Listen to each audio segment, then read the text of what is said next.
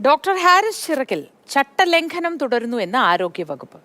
പരസ്യ പ്രസ്താവന സർക്കാരിനെ അപകീർത്തിപ്പെടുത്താൻ എന്ന റിപ്പോർട്ടിന് ശേഷവും മാധ്യമങ്ങളെ കണ്ടത് ശരിയായില്ല എന്നാണ് വിലയിരുത്തൽ.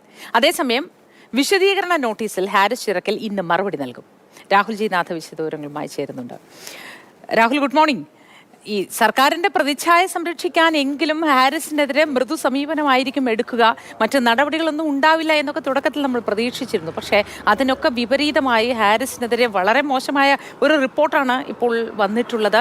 പറഞ്ഞ കാര്യങ്ങളോ അല്ലെങ്കിൽ അത് വിശകലനം ചെയ്ത രീതിയോ തെറ്റിദ്ധരിപ്പിക്കപ്പെട്ടതാണ് എന്ന് തോന്നുന്നു എന്ന് ഹാരിസ് കഴിഞ്ഞ ദിവസങ്ങളിലൊക്കെ പറയുകയും ചെയ്തിരുന്നു. ഇനി അതിന് മറുപടി നൽകുക എന്നതാണ്. എങ്ങനെയായിരിക്കും ഈ നൂലാമാലകൾ കടന്നു പോവുക ഡോക്ടർ ഹാരിസ്?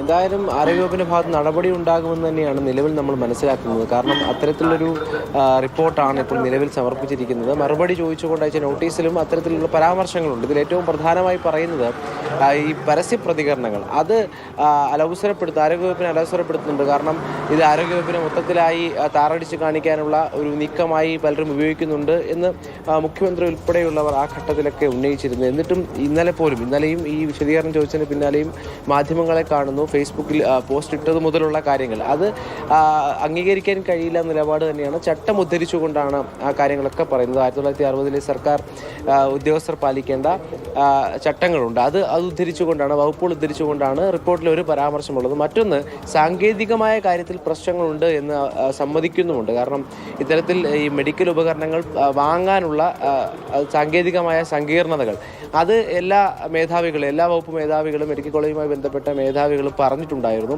അതുകൊണ്ട് സാങ്കേതികമായ പ്രശ്നം ഉന്നയിച്ചതിൽ ശരിയുണ്ട്, അത് പരിഹരിക്കപ്പെടേണ്ടതാണെന്ന് പറയുമ്പോഴും ഇത്തരത്തിലുള്ള പരസ്യ പ്രതികരണങ്ങൾ അതിൽ മറുപടി വേണമെന്ന് നിർബന്ധം പറയുന്നുണ്ട്.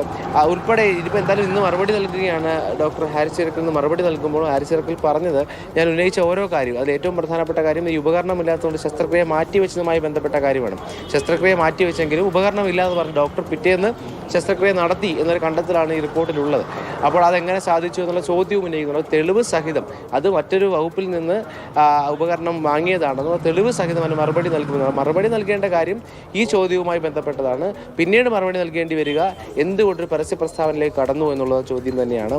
അതിൽ എത്രമാത്രം മറുപടി പറഞ്ഞാലും ചട്ടങ്ങൾ ഉദ്ധരിച്ചുകൊണ്ട് അത് ശരിയായില്ല നിലപാടിലേക്ക് തന്നെ ആരോഗ്യവകുപ്പിന് എത്താൻ കഴിയുമെന്നുള്ളത് തന്നെയാണ്.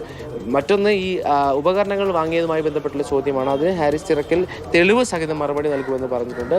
മറ്റൊന്ന്, ഏതായാലും ഡോക്ടർ ഹാരിസ് അല്പം പോലും പിന്നോട്ട് പോകില്ല എന്ന ഉറച്ച നിലപാടിൽ തന്നെയാണ് ഉള്ളത്. ഈ കാര്യങ്ങൾ താൻ നേരത്തെ കൂട്ടി ആവശ്യപ്പെട്ടിരുന്നു എന്നും അങ്ങനെ ഉപകരണം ഇല്ലാതെ വന്നപ്പോൾ എങ്ങനെയാണ് അത് സംഘടിപ്പിച്ചത് എന്നും ഒക്കെ തെളിവ് സഹിതം വളരെ കൃത്യമായ മറുപടി നൽകുമെന്ന് പറഞ്ഞിട്ടുണ്ട്. പിന്നെ രാഹുൽ സൂചിപ്പിച്ചതുപോലെ മറ്റൊരു കാര്യം, അങ്ങനെ ഒരു സർക്കാർ സർവീസിൽ ഇരിക്കുമ്പോൾ സർക്കാരിനെ കുറ്റപ്പെടുത്തി മാധ്യമങ്ങളോട് സംസാരിക്കാൻ പാടുണ്ടായിരുന്നോ, പരസ്യമായി പ്രതികരിക്കാൻ പാടുണ്ടായിരുന്നോ എന്ന ചോദ്യമാണ്. അതിനി എന്ത് വില കൊടുത്തും സ്ഥാപിച്ചെടുക്കുക തന്നെ ചെയ്യും. ശരിയായില്ല എന്ന് സർക്കാർ.